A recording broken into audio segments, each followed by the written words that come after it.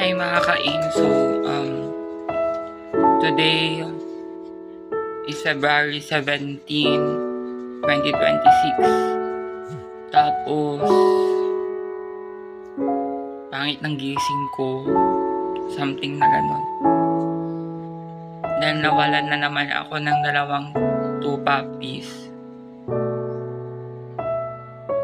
Kala ko natutulog lang kanina.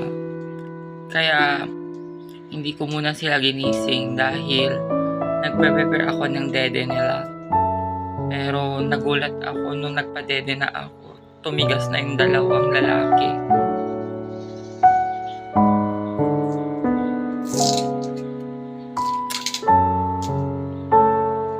Sapay ginatay ko't ay lakal na lalaki. So dadalawa na natira.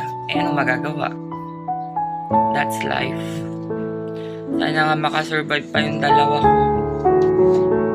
Dahil sobrang puyat at pagod yung binibigay namin ni Bam sa kanila.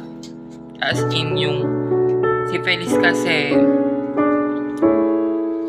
yung feeling na pinipili na yung time kung anong oras siya magpapadede ganun. So alternative namin yung isa na goat milk. Since yun yung nakikita namin sa mga videos na yun yung pinapadede if ayaw magpadede ni Feliz. Sakit! Kaya, pero anong magagawa natin? That's life. Tapos yan si Bam gumagawa ng lagayan ng dalawang puppies nating namatay.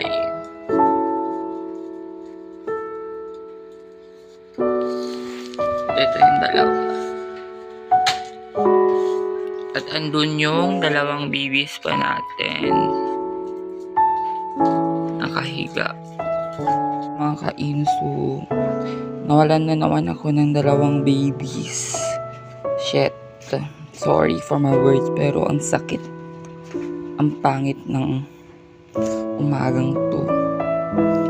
Ito yung namatay. Sa laki niya, nagdakurso na. Yung feeling na siya yung pinakamalaki sa kanila. Lalaki to.